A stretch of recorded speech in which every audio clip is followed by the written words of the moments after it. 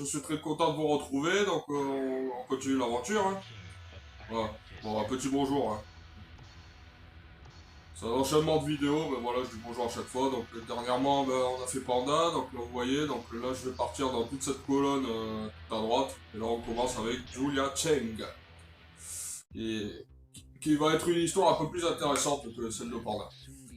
Réalisant que son pays natal était sur le point d'être englouti par un désert mouvant, Julia commença ses recherches en restauration de l'écosystème de le sauver. Un groupe de recherche qu'elle rejoignit fut fondé par G Corporation. Elle fait toutes les recherches furent entreprises par les labos de G Corporation et toutes les données gardées également là-bas. Ouais. Toutefois, le projet fut mis en stand-by. La Zaibatsu Mishima attaqua les labos de la G Corporation et vola toutes les données de recherche. Alors ça, c'est évidemment quand tu voulais rechercher le corps de Kazuya, hein, rappelez-vous. Julia n'avait jamais entendu parler de la Zaibatsu Mishima, mais pour empêcher son pays de devenir un désert, il lui fallait récupérer les données de recherche. Et pour ça, c'est gagner le tournoi. Julia surfa sur internet pour obtenir des informations sur la Zaibatsu Mishima. Son sang ne fit qu'un tour lorsqu'elle trouva le site annonçant le King of Iron Fist Tournament 4. Et évidemment, et du coup, ben, bien sûr, elle doit participer au tournoi pour récupérer les données sur la recherche de reboisement. Du coup, c'est ça l'histoire de Julia. Alors, pour vous raconter un peu Julia Cheng. Alors déjà, quand on pense à Julia Cheng, quel est le nom des fois, enfin, surtout pour ceux qui connaissent Tekken, quel est le nom, quelle est la personne qui nous vient à l'esprit quand on dit Julia Cheng. Voilà, bonjour est perfect. Et ben, on pense directement évidemment à Michelle Cheng. Et ben, sachez-le, pour information, Michelle Cheng, on pense au début que c'est sa mère, mais en fait c'est sa mère adoptive. Bon, pendant des années, j'avais complètement confondu, mais Michelle Cheng n'est nul autre que la mère adoptive de Julia. Donc les vrais parents de Julia, on n'en a pas la connaissance. Donc ouais, l'histoire de Julia est plutôt intéressante parce que, comme j'ai dit, ben, Michelle Cheng, c'est sa mère adoptive. Il faut savoir que son grand-père adoptif est hongkongais et sa grand-mère est amérindienne. Du coup, voilà, ça c'est qu'un détail, je préfère vous le dire quand même.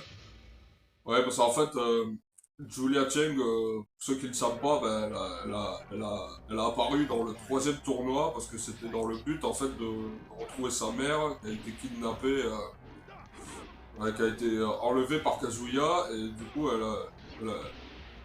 vu que Kazuya avait évidemment un lien avec la Zaibatsu Mishima après avoir battu son père dans le premier, ben évidemment elle a soupçonné dans le troisième épisode Heihachi aussi d'être derrière tout ça et du coup c'est pour ça que dans le troisième épisode elle y a participé parce qu'elle était à la recherche de sa mère adoptive. Et là dans le quatrième, ben, c'est parce que comme ils en ont parlé justement, et ben elle est, elle est elle bosse dans la, restauration pardon, de l'écosystème sur le reboisement de sa terre natale, qui est en fait l'Arizona. Et du coup, bah, c'est la G Corporation qui gère ce système de données dans leur base secrète. Et évidemment, comme ils ont expliqué dans le scénario, bah, la Zaibatsu a attaqué les laboratoires, les bureaux pour aller piquer les données. Et du coup, bah, c'est pour ça que Julia participe au tournoi parce qu'elle va aller récupérer les données et prouver que Kazuya est en réalité, Kazuya Mishima est une menace. Donc c'est un peu ça l'histoire.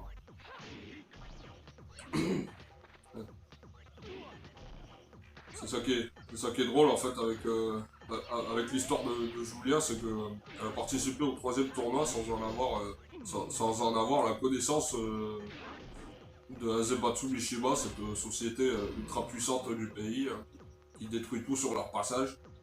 Elle n'en connaissait pas l'existence. Et là, on apprend un peu plus grâce à Internet, et du coup elle va au devant de la scène, évidemment, comme on dit. C'est pour ça que je dis que l'histoire de Julia dans cet épisode est beaucoup plus intéressant. Parce que maintenant, à l'époque d'aujourd'hui, on la connaît, Julia. On sait parfaitement que c'est une fille d'Amérique du Nord, un peu comme une indienne, alors qu'elle est amérindienne.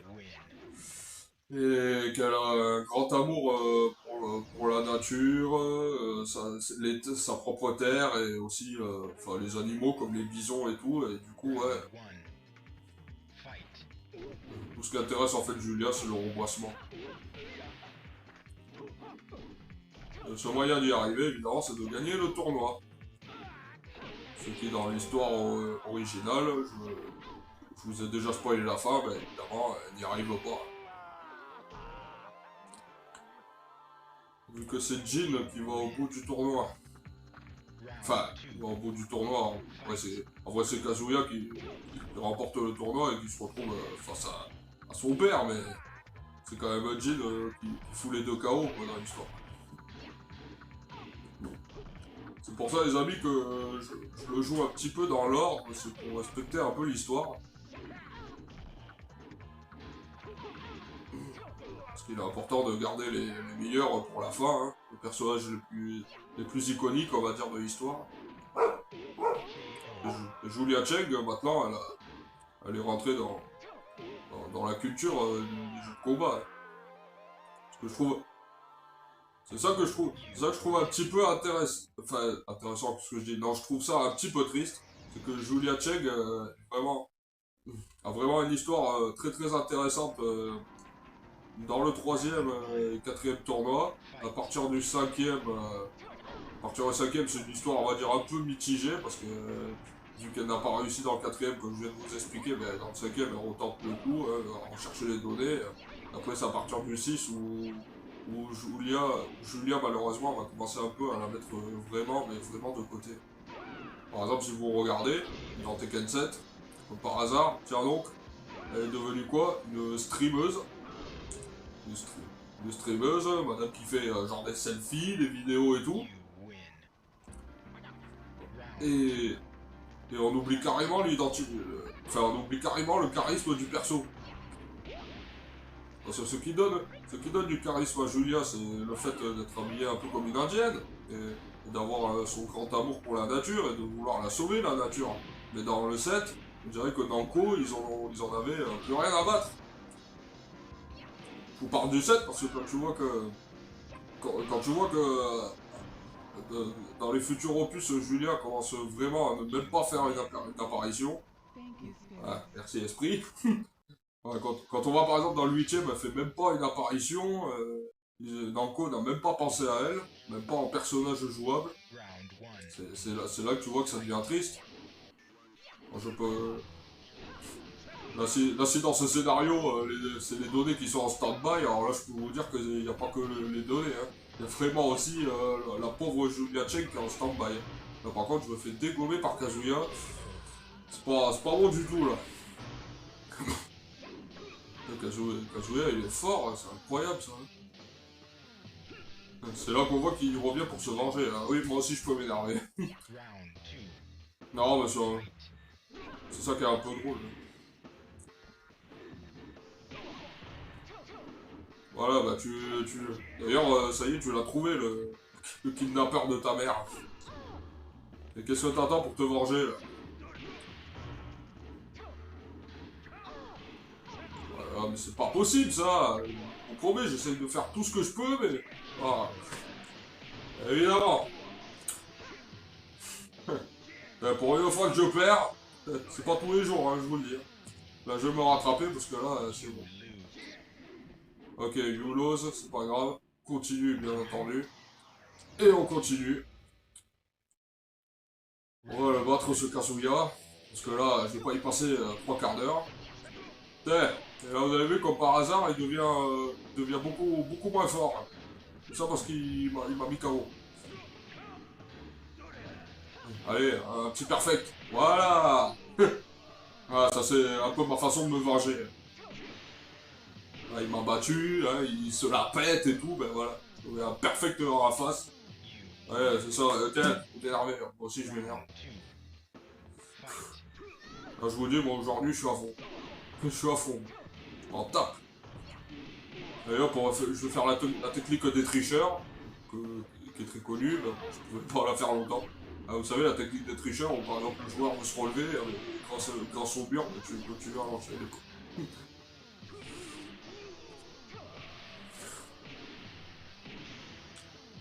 Parce que moi j'en ai fait des tournois de Tekken à l'époque, hein, avec que des joueurs, et il y en a, c'est fou comment c'est des tricheurs. Ils se prennent même pas la tête à apprendre des combos, les mecs ils font les mêmes coups, tu sais, et toi tu t'as aucune défense, et du coup tu te fais battre. Et du coup, bah, tout ce que tu peux faire, bah, c'est péter un câble, quoi. Tu pètes un câble, ta manette, t'insultes les mecs. C'est pour ça que je suis pas fan de jouer en ligne. D'ailleurs, je crois qu'à l'époque d'aujourd'hui, il y a plus grand monde qui joue en ligne.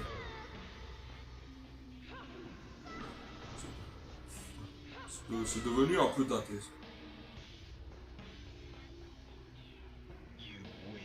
Donc j'ai pas parlé, des arts martiaux de Julia, donc pratique un peu les arts martiaux, on va dire chinoises.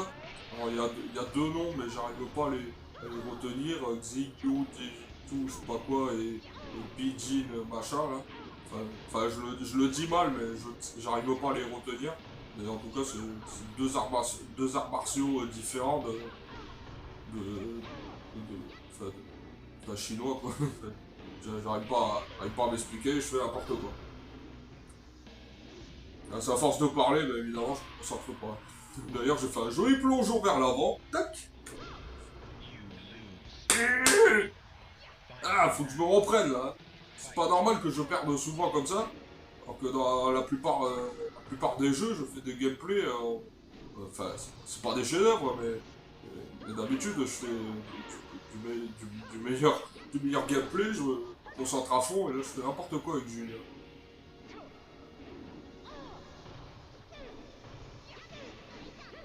Pourtant, je sais un petit peu la maîtriser quand même.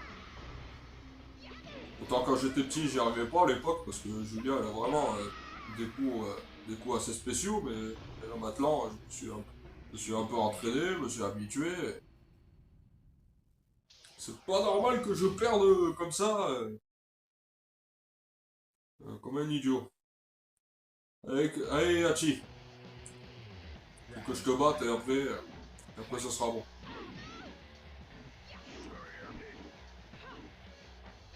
Ah, c'est pas possible.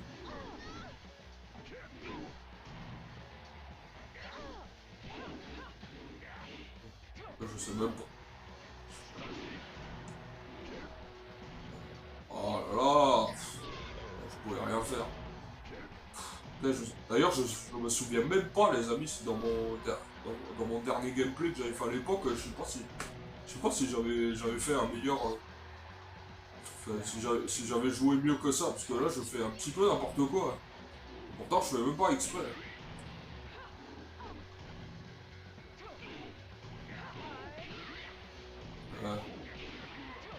Ouais, ouais, c'est ça, faut que je l'enchaîne. Ah, donc. Allez, allez. Ah, c'est pas évident, hein, je vous le dis. Pourtant, vous avez vu, j'arrive à faire des enchaînements de combos quand le perso il est en l'air. Et pourtant, pourtant, je fais un peu n'importe quoi. J'essaie de bien jouer, mais c'est pas facile. Hop. Ah, ouais.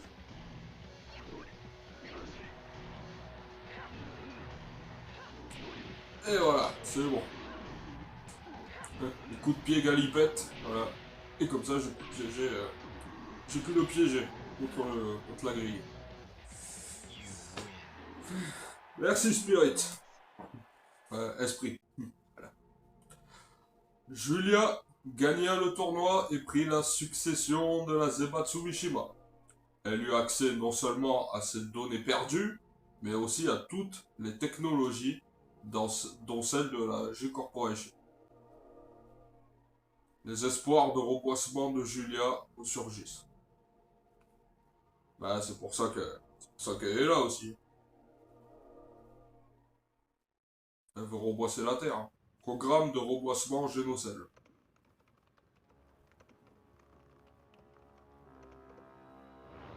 Homme diable, le programme d'intégration. Voilà. Génocèle était la clé. Lorsque vous essayez de combiner le diable et l'homme, les cellules diaboliques détruisent les cellules humaines, rendant impossible toute création de vie. Mais en introduisant Génocell, les qualités biologiques purifiantes de Génocell peuvent supprimer les cellules diaboliques. Remarquable, n'est-ce pas? Rejoins-nous dans nos recherches. Cela sera la fin de l'être humain. Qu'est-ce que vous faites? Arrêtez! Toutes les fichiers Génocell seront effacés. Confirmé, oui ou non? Non! Veux-tu briser ton rêve de reboisement? Vous détruisez le futur de l'être humain. Faux. Comment cela pourrait-il être notre futur?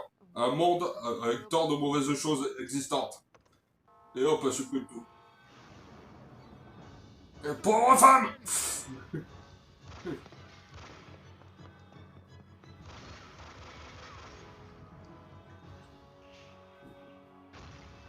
Et on a reconnu le docteur Abbé.